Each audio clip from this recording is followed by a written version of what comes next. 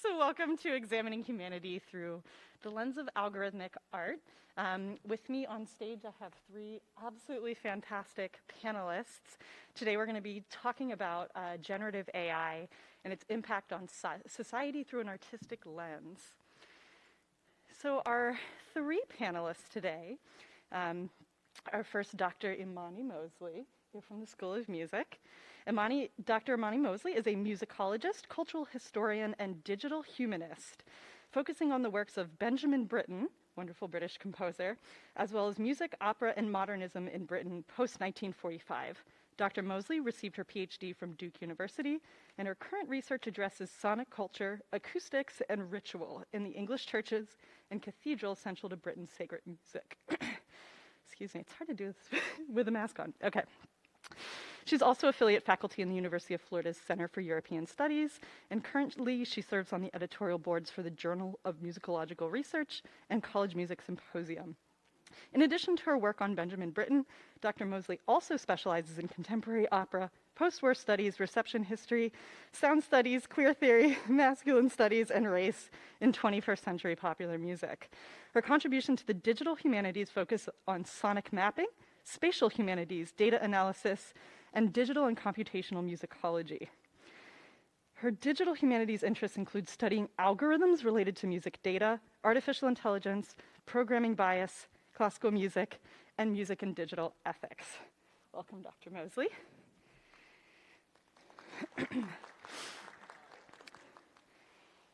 Our next panelist is Eamon O'Connor, who is a writer, rhetorician, who specializes in the digital arts and AI. He was the research writer for the DBRS Innovation Lab, which was a collaboration with artists and Wall Street quants to discover cutting-edge applications for machine learning technologies. So maybe in the next panel. Eamon also fits. He was the founding editor-in-chief of In the Mesh, a data science publication about decentralized technologies. He teaches in the Digital Worlds Institute at UF and has degrees in rhetoric and philosophy from Deep Springs, Colorado, UC Berkeley, and NYU. And then lastly, but certainly not least, we have Dr. Amelia Winger-Bearskin, who is the Banks Preeminence Chair of AI and the Arts, Digital Arts and Sciences in the Digital Worlds Institute. She's the founder of the AI Climate Justice Lab and the ethical framework and podcast Wampum Codes. Her work focuses on innovative uses of artificial intelligence in ways that positively impact our community and the environment. She's also a founding member of the climate art collective Talk to Me About Water and co-founded the popular satirical event Stupid Hackathon. So welcome, everyone. And I'm Tina Tallon. I'm an assistant professor of AI and the Arts, also in the School of Music. Thank you. No, it's okay. Don't clap. The opposite of Jeb Bush being like, please clap, don't clap. Okay. So one of the things that I think is really important as we discuss the impact of generative AI, not only on the arts and society, is to think about the ways that generative art can hold up a lens to what it means to be human. It can give us spaces for self-reflection. It can give us spaces for examining biases in various types of technologies that are deployed. And as we've already seen today, things such as policing, economics, agriculture. And so it's really, really important to keep hold of the idea that we can work collaboratively with AI to help facilitate the better futures that we can imagine through our artistic achievements. I think it's also very interesting to note that anytime we see many of these companies about to drop a new AI tool, they almost always precede it with some sort of generative art device. Think about OpenAI, what happened like 3 months before they released ChatGPT, DALL-E, right? And actually, when we look at the history of artificial intelligence, computer vision was one of the things that drove the acceptance and adoption of neural networks as one of the primary architectures for machine learning. And so it's interesting when we look at the role that tech has played in terms of both raising the profile of the arts, but potentially also exploiting the arts. So we're going to dig into some of these questions today in our panel. So my first question to our panelists is, what are some of the things that current generative AI tools effectively capture about the creative process? And the flip side of that, what are some of the things that they don't? Anyone would like to start? Great. Amelia.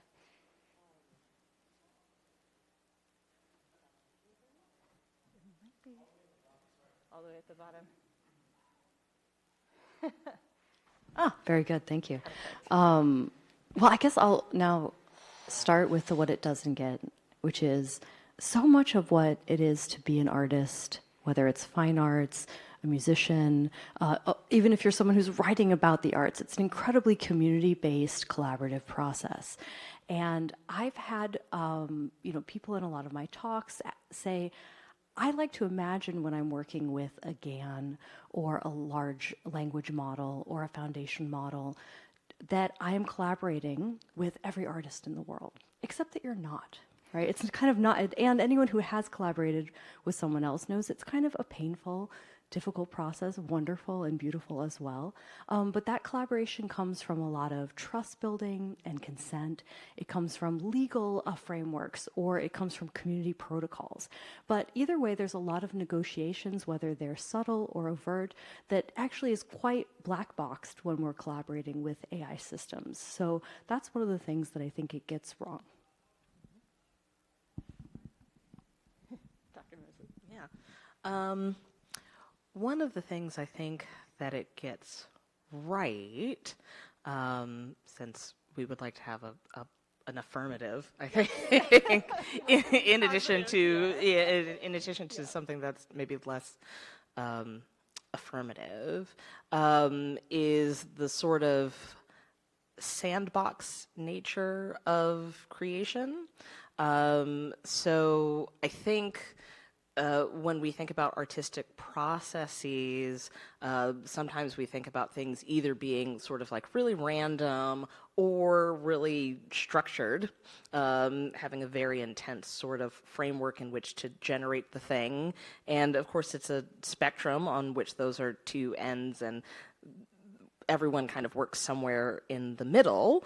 And I think these AI generative tools understands that kind of spectrum of creation, allowing either the sort of kind of free randomness that works for a lot of types of creation, or the really structured, labored framework of creation, and then everything that kind of falls somewhere in between. So no matter what kind of artist you are, what kind of art you make, or what kind of art process you subscribe to, that there is a tool that works well with the way that you think about your process, which I think is really neat because it can help to fill in some of those spaces when you're thinking about art making that can sometimes be stuck, or allow you to maybe step outside of your own sort of usual art making process. So that's one of the things that I think that it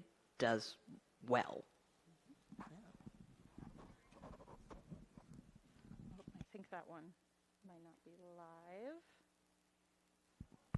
There we go. Okay, so we did what it gets maybe not so right, slightly wrong, what it gets slightly more right, and then so I'd like to talk about what it gets weird. Like Dr. Mosley was talking about, there is this continuum between being wholly random and being highly structured in creativity. And we've seen, especially in like the last 100 or so years, a lot of artists play with this, whether it's John Cage throwing the I Ching to make compositions, or a lot of new media artists, like where we went to school, the random function was a big deal. We're constantly using random for everything.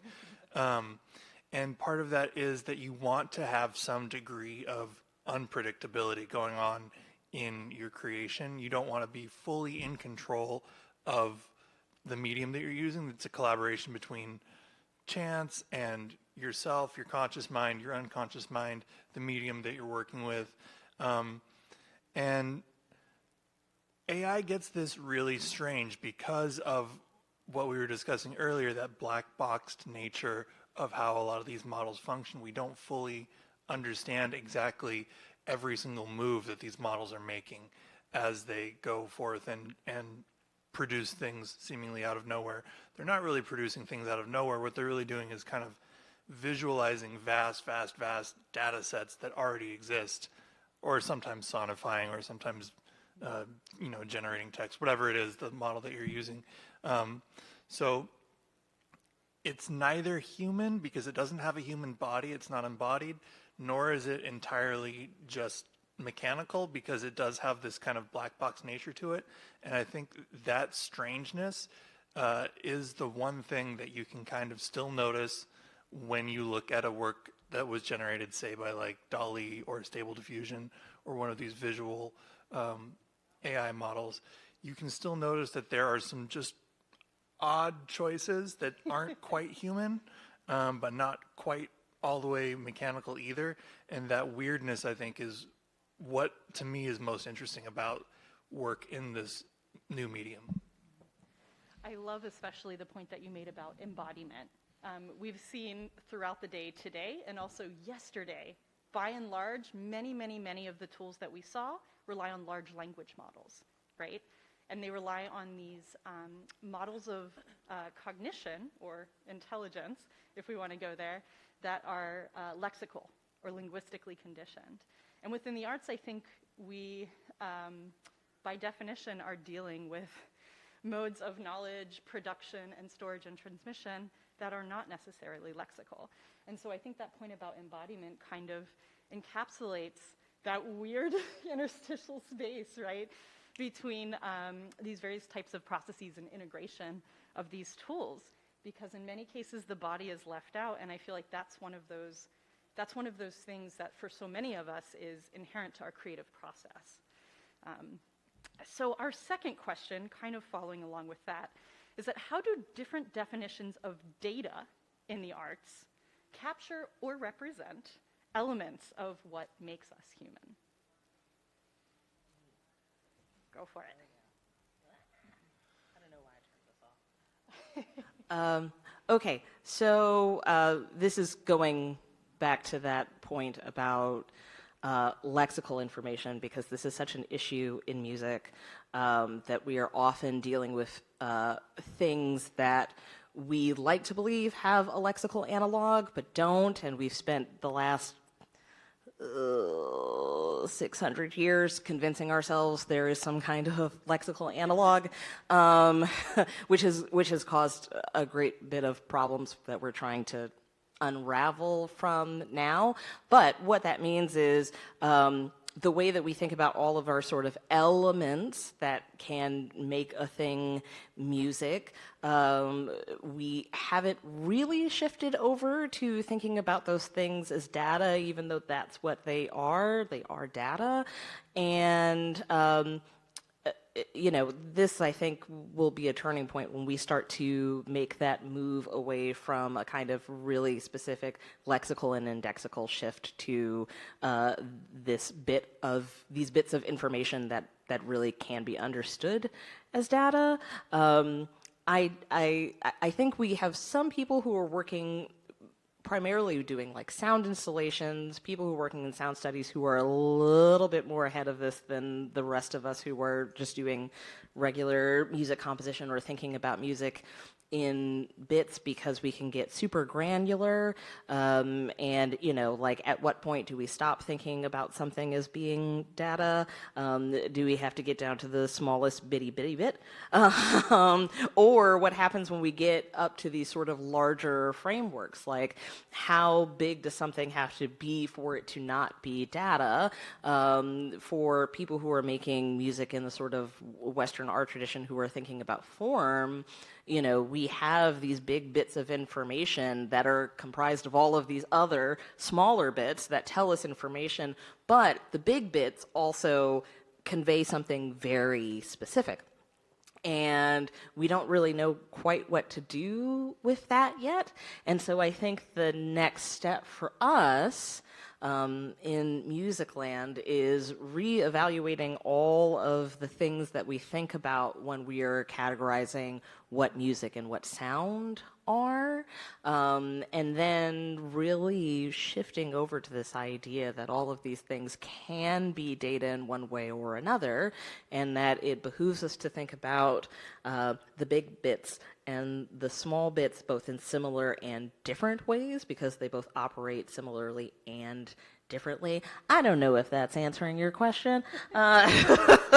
I kind of started thinking about form, and my brain started going to another place.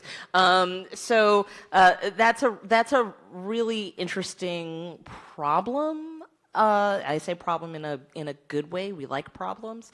That's a really interesting problem for us to have, and I think is really the next sort of thing. But because we have this concern, oh, right, yes, human. This was the point that I was trying to make.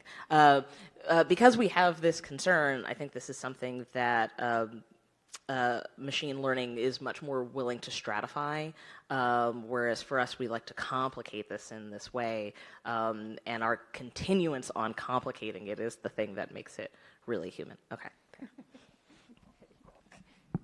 Yeah, as someone who works primarily with words and in written forms, this is something I think about a lot, because we do, for a long time, people will be like, well, what separates humans from machines or from other animals? And it's language, right? When we talk about lexical elements, humans operate in a world of language. We are embedded in language. It's the house of being. But with AI models becoming more and more fluent in language, we're having to call that simple definition into question. So is the way in which an AI model understands words and understands language, is that similar to how human beings do? And we can say with some certainty, sort of, we don't know exactly every move that is being made under the hood of a language model, a large language model like ChatGPT or any of the other ones that you can use that are kind of knockoffs of ChatGPT. No, there's other ones, but we don't know every move that's being made, but we know in general that what's happening is it's pattern matching in hyperdimensional space. And so the question is that the same thing that humans do when they learn language?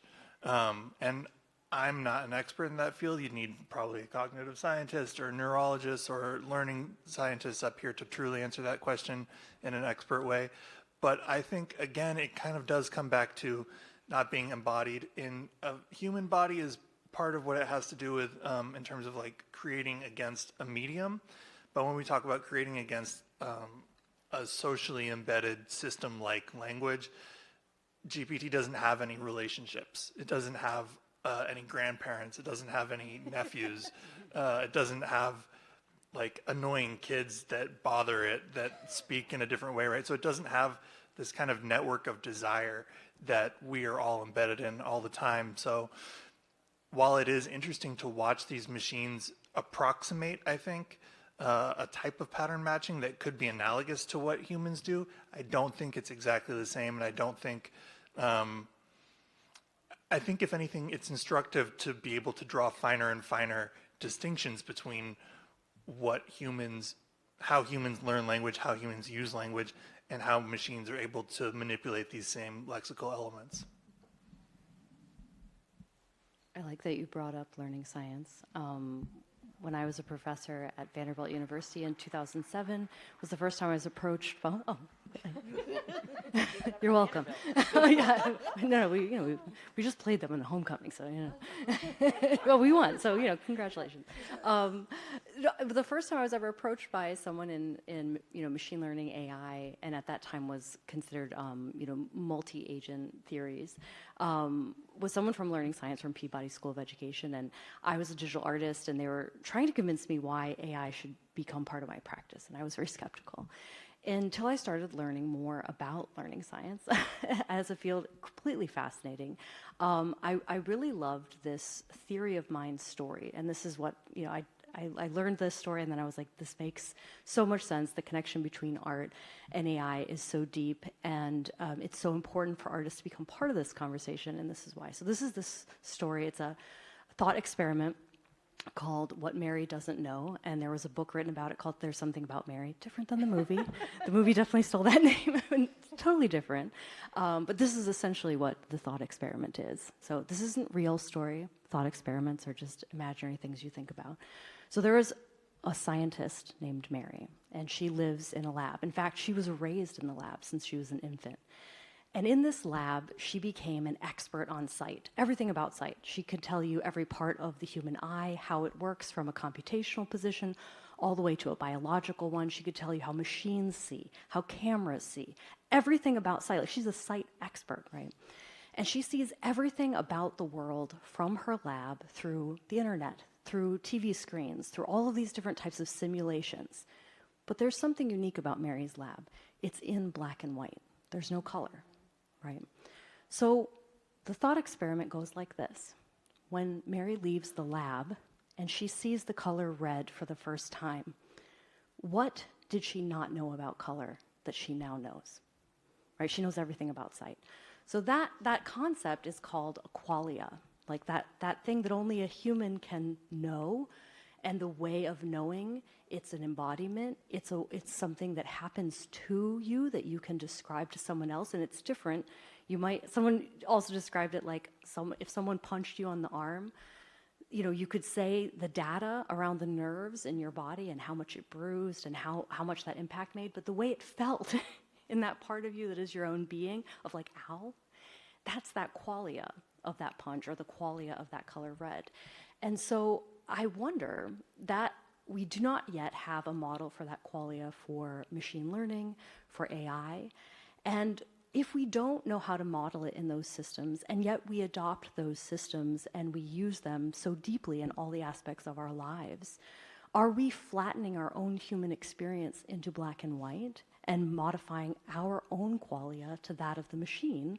Or are we going to learn a way in which we can interpret this qualia for that AI simulated world? And I think, unfortunately, the answer is both. Like, we have to do both. We have to do both. And I was recently at a panel in Columbus, and someone said, which one should we do? Should we not use AI until we can figure out how to create this qualia? And I'm like, well, we're already using AI, right? ChatGPT is already on the internet. So in that case, the answer is we do both, right? Thank you. We'll move on to our next question, which is, again, somewhat related. How do we use algorithmic art to engage in reparative narratives as opposed to oppressive ones? I think this idea of centering the body, right, centering our relationships between bodies, is really one of those elements that makes algorithmic art potentially useful for these types of imaginative building processes. This is a tough one because I think there's no real consensus yet on how to use these tools to generate art. I think I like to think of them as being more visualization tools than truly generative tools. You see a lot of people who are active in this space talk about like, oh, I've improved my generative AI painting capacities by like 10x, which first of all, how can you 10x your painting capacity? If it was oil painting, it wouldn't make sense to say. But this doesn't strike me as being a way that we talk about art. So I like to think about use of these tools as being probing a data set, a very, very big data set that already exists, that's composed of data that's gathered from all different creators throughout many, many years in many, many places and many, many different disciplines, and comparing your gut feeling, your qualia as an artist and as a consumer of art against what is being reflected back to you. So it's not so much a process of trying to use the machine to generate work that will, what's the language of this? Reparative versus oppression. Yeah, you're not generating narratives that are going to repair anything, but you are using this as kind of like a looking glass to see what already is reflected, and then ask yourself, how do I feel about that? How do I think about that? How do I relate to this as somebody who has spent a lot of time thinking and caring about this kind of in the past.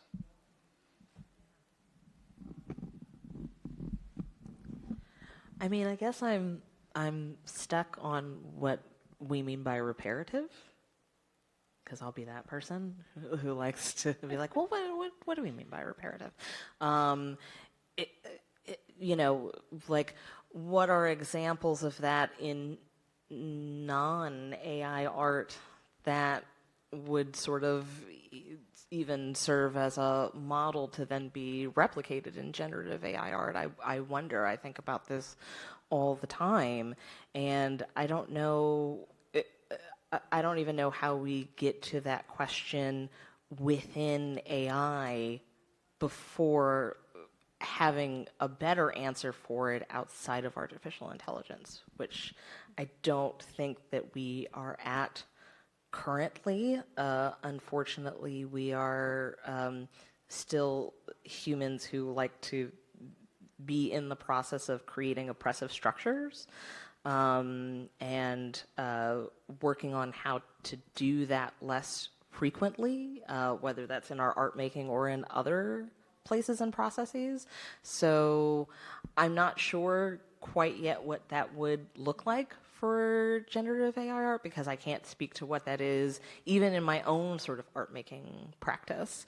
So that may seem like a way that I am dodging this question.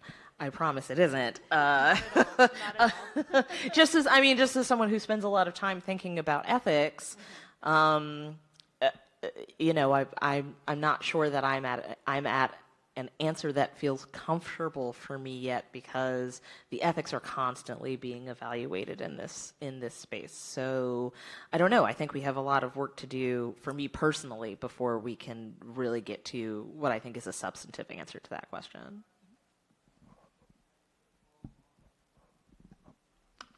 On the first day of this class that I teach called AI plus Art Science Fiction, I always ask my students for all the stories that they've heard about AI, like any video game, movie, TV show, anything. We put them all up on Menti on the screen.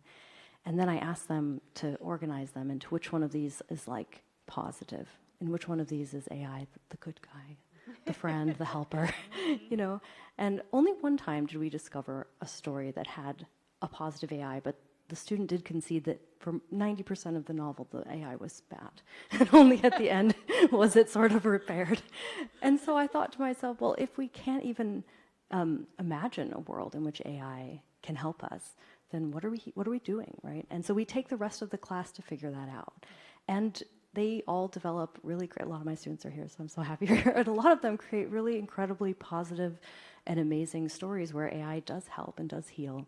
And a lot of them use science storytelling around the environment and nature and animals as inspiration, thinking of how science has been used as a steward to protect and conserve many of our natural relationships. So I don't have an answer, but I'm going to just give you an example. So thank you. No, that's absolutely beautiful. And to kind of synthesize some of those points, Eamon, I love that you brought up the idea of the mirror, right? And Imani, you're talking about what does this even mean outside of generative art, right? And I feel like in some ways, generative art can be that mirror that helps us figure that out, right? Only by, obviously, we all move through the world and we experience the world in various ways, but it's interesting to finally have the data to be able to analyze, right? Not that we need a justification, but in terms of trying to break down or create or imagine these new worlds and these new structures, oftentimes if you're approaching a policymaker or you're trying to get a grant, right, you have to come up with some sort of, unfortunately, qualitative way of describing these things. And so I think it's very interesting for us to look at data and be like, oh yes, this is an injustice. Yes, this is unethical. Yes, this is inequitable. And then be able to say, okay, I have a feeling about this as a human. How can I participate in attempting to create structures, right, that break down and refute the structures that our data are giving us? Then again, you get into a lot of conversations about, as we just said, what is data? How is that data collected? How is that data structured? You know, what does that, as kind of this meta structure, say about, the people who design that process and what might be inherent in those systems. But I love this concept of a mirror. We started out talking about lenses, and now we're on to mirrors, so technological development. And then our final question deals with a lot of the structures that are already in place, particularly related to protecting artists, to making sure that artists are valued in society and that they're remunerated for their labor. Sorry. And so the question is, what structures should be put into place to ensure that AI tools support human artists as opposed to exploiting them?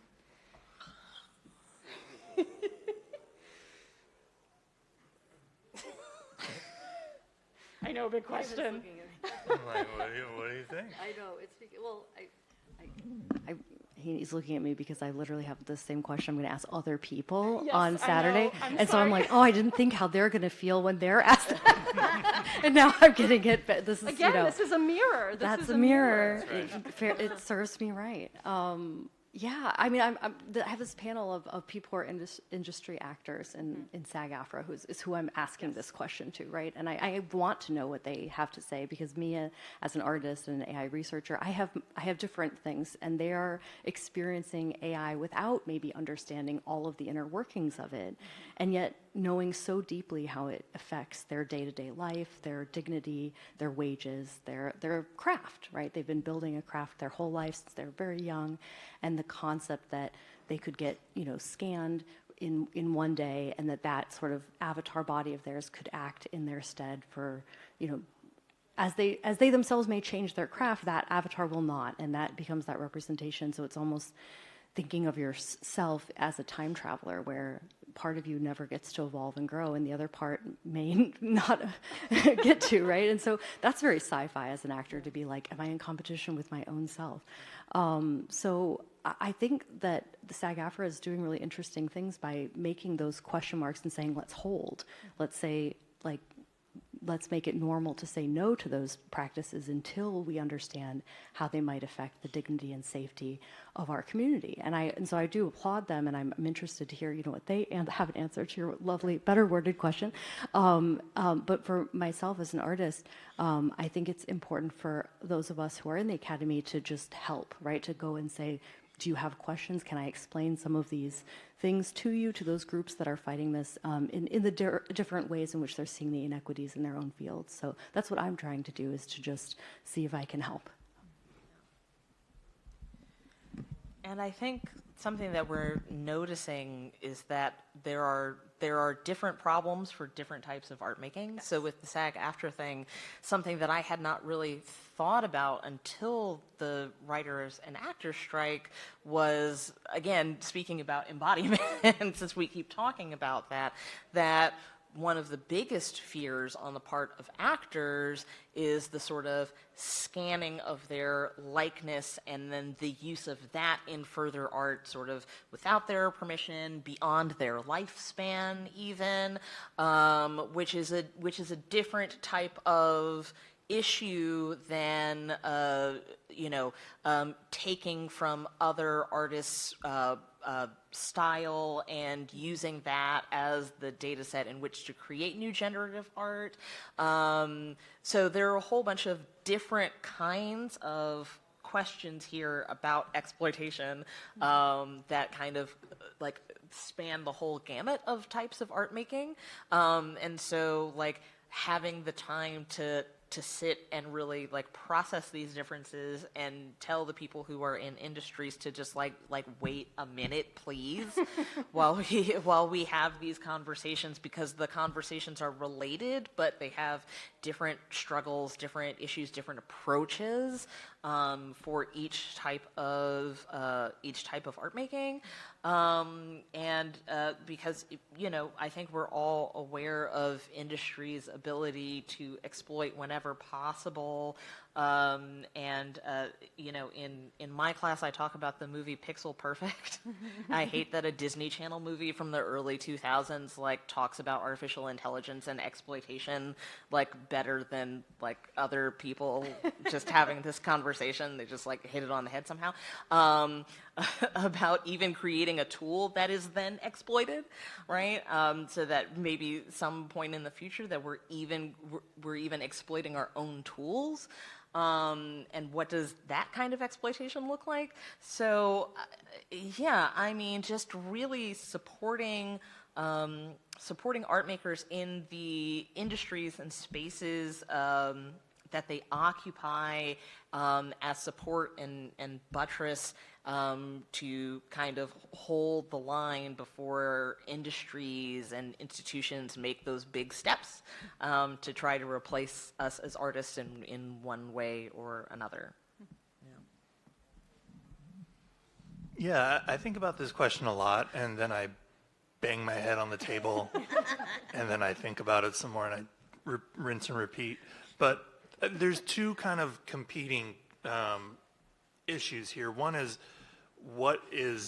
what might be a just way to handle this, like what would be fair and just, and the other is what would be feasible and likely. And I think for the fair and just side, there was a great book by Jaron Lanier, the VR kind of pioneer and social and cultural critic, called Who Owns the Future? And this was not explicitly about AI, but you could adapt it to AI. He had this idea that you're on a beach and you snap a picture of a bird, and then that picture gets shot up through Instagram or wherever you've posted it and shared a number of times and liked a number of times. And for each of these interactions, there would be a small micro payment that you would get fraction of a fraction of a fraction of a cent, but they would sort of all add up. And so you would make a small micro payment to the developers who enabled this technological thing to happen, and then your account would be buttressed by however many people enjoyed your photo and the sharing, and it would just be this kind of whirling network tornado of micropayments that are being shot back and forth. That feels intuitively like it might be something that might be fair, a fair way of using people's data. It doesn't seem likely to me or all that practicable. I think the likelier outcome is that there develops some kind of a, I hate to use this phrase because it's not exactly what I mean, but like a market-based sort of solution to this, wherein there develop these smaller markets for handmade or human-made goods, so that there's almost like we can tell there's some kind of verification process when a cultural work, a piece of art, is made by hand, and then that gets sold kind of in a specialty market, and the bulk of the work, the sort of bulk of the pyramid of creative work, just simply isn't compensated. And I think that's not ideal. I don't think that's really just or fair, but I think that for better or worse, my sense is that is probably the most likely sort of outcome given the verification tools that we currently have and the sort of history of cultural appetites, for lack of a better word. Well, thank you all. Thank you to my panelists. And now we are ready for some audience questions. So hit us with your best shot. Oh, gosh.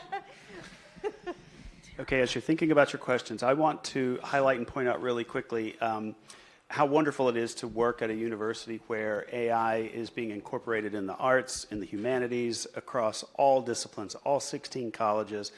And I pinch myself every time I get to hear my colleagues from the College of the Arts or other places, just because that's such a rarity, and I'm so proud of being here. So anyway, questions from the audience. I'm going to get my steps in. Yeah. Yes. It's very Price is Right. It's all Thank you. biometric data. First of all, thank you for the panel. That was incredible information. And having talked about the embodiment of things makes me realize, could there be just a situation in where it's us humans that perceive fairness and unfairness. So could it be that there is no way for AI to be unfair or fair until there is no human to perceive it being fair or unfair, as of AI itself being the opposing force of us? So really there not being a point in which we're not going to see it through a bad view until there's no one to see it in a bad view. I love this. This is really a particle physics question when we talk about observers, right? And we've got Schrodinger's cat in a box, where unless we open that box, we don't know. I think it's very interesting to think about this concept of fairness in terms of there being some objective. I think this kind of gets at it, right? There's being some objective notion of fair or equitable versus understanding that within a societal context, particularly one that changes.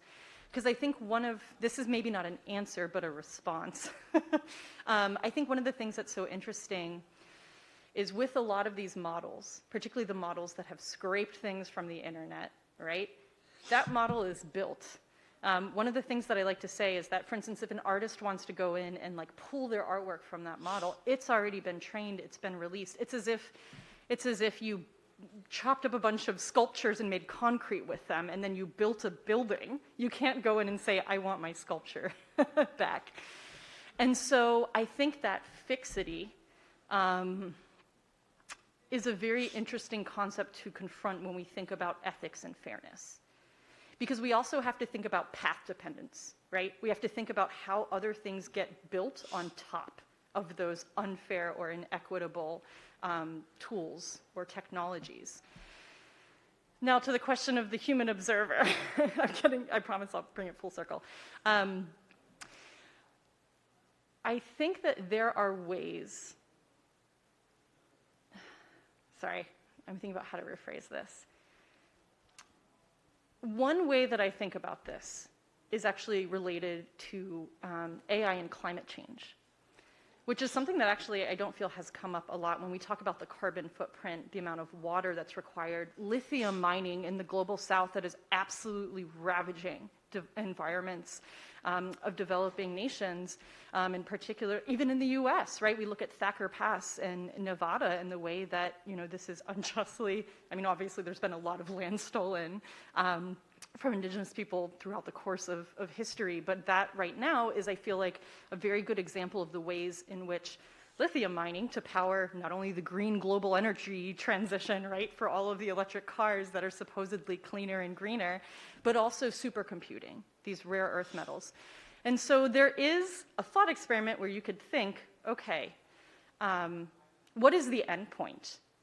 And if the endpoint is the fact that our use of AI, particularly in exploitive and extractive ways, actually destroys humanity by, again, sea level rise, noise pollution from data centers, carbon emissions, is that unfair? So there's no human observers anymore. Is that unfair? Who is that unfair to? If we're not around for it to be fair, is it historically unfair? So in any case, I apologize. I've taken up a lot of time with this answer. And again, I don't know if that was an answer or a response.